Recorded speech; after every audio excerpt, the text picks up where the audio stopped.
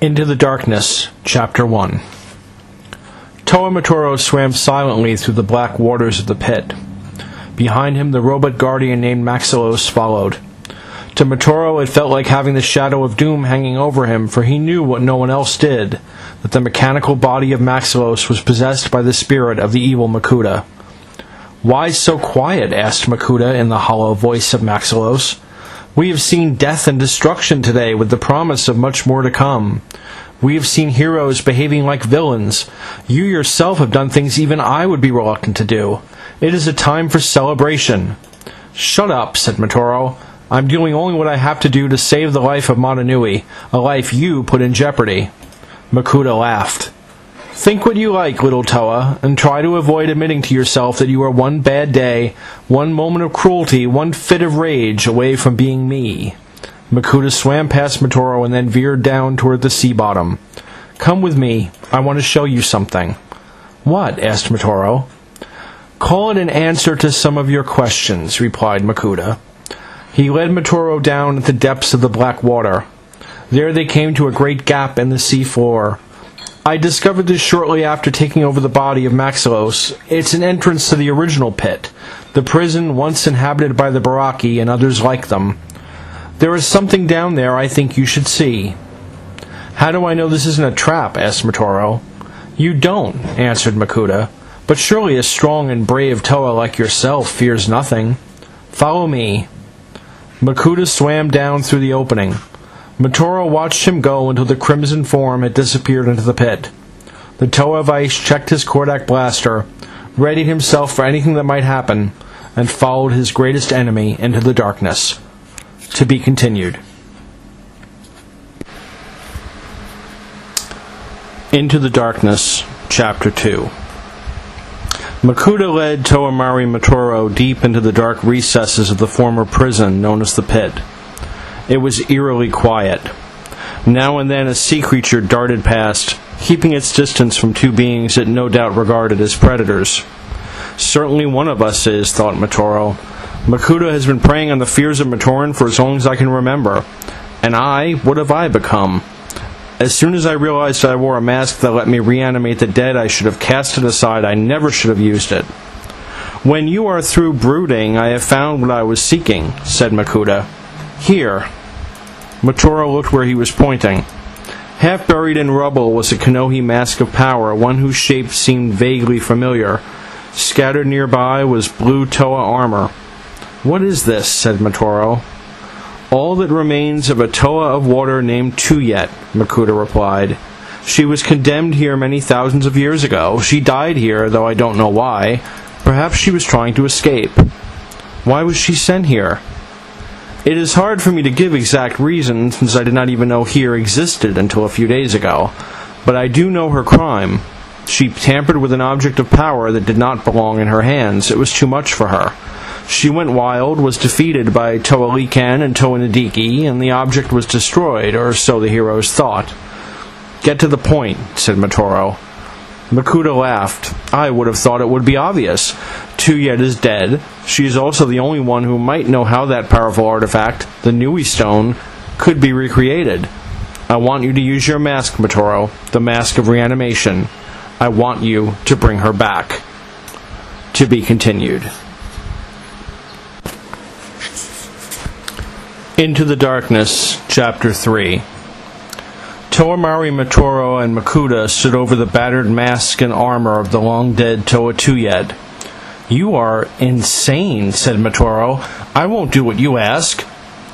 "I must have missed the part where I gave you a choice," Makuta replied. "I want you to use your mask power to reanimate this corpse, and I want you to do it now." After a moment, he added, "I could just kill you, Motoro, take the mask, and do the job myself, but it's so much more amusing this way." "Even if I bring her back, she won't be able to help you recreate the Nui Stone," insisted Motoro. "She'll have no spirit. She'll have no mind." "I have always found the minds of Towa to be vastly overrated anyway," said Makuta. "Now get to work." Motoro concentrated, triggering the power of his mask of reanimation. He knew Makuta meant what he said. He would kill Motoro without a second thought. Beyond that, Toa of Ice was curious to find out just what it was Makuta was up to here. Once he knew that, he could always send Tuyet back to the grave by cutting off the power of the mask.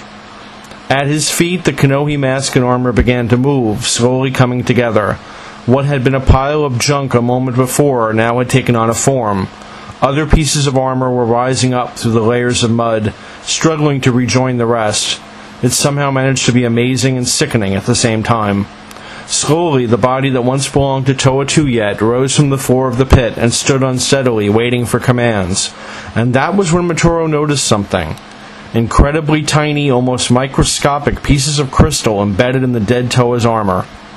"Behold," said Makuta, "when the Nui stone exploded so many thousands of years ago, most of it vaporized, but some fragments survived, buried in Tuyet's armor.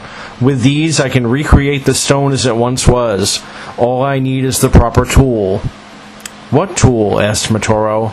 "The Staff of Artaka," answered Makuta, "and unless I am mistaken, your old friends the Toa Nuva are about to get it for me."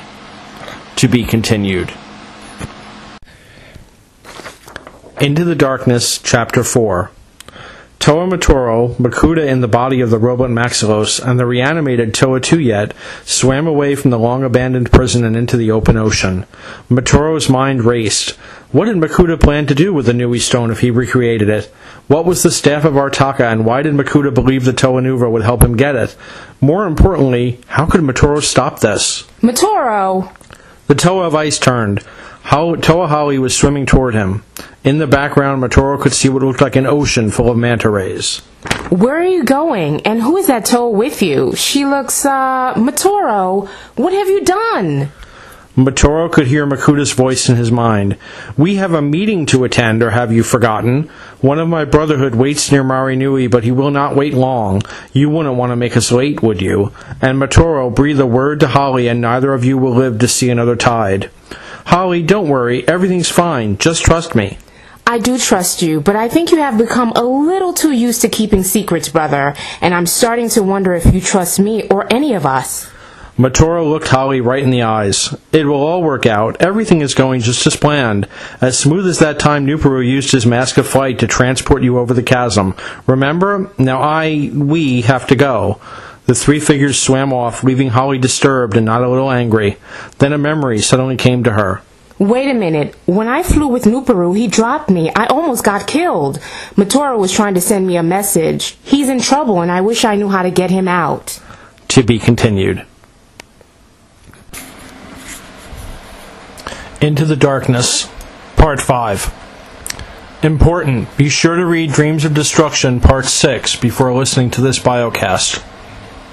Motoro felt like he was in the middle of a nightmare, and he dearly wished he could wake up.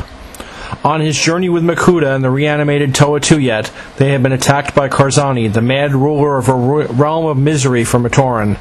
Karzani sought the Staff of Artaka they carried, but Makuta was not about to give that up without a fight. When the battle began to go against him, Karzani summoned a horde of Manus crabs to his aid. Manus. The word meant monster in Matoran, for that's what they were. The Toa of Ice's heart froze as the Manus moved in. He hurled his ice power at them, but they shrugged it off. Once it had taken 6 Toa to stop only a pair of Manus, and now he and Makuta faced hundreds. Strangely, the Master of Shadows did nothing. He didn't hurl shadow bolts or chain lightning. He just waited and watched until the crabs were well within striking distance. Then he reached out with his mind, his most powerful weapon. Using his power to control beasts of land, sea, and air, he seized control of half the Manus and turned them against the others.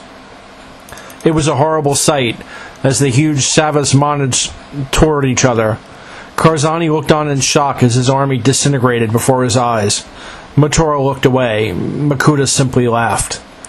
"Pets," said the Master of Shadows. "They do make such a mess.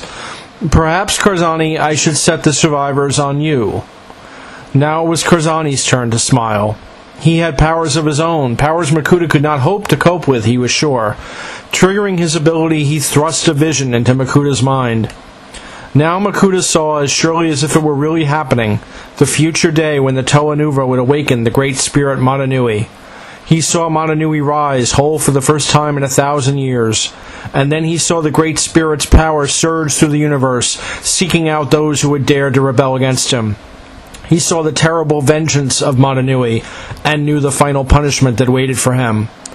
And Makuta screamed. To be continued in Dreams of Destruction, Part 7.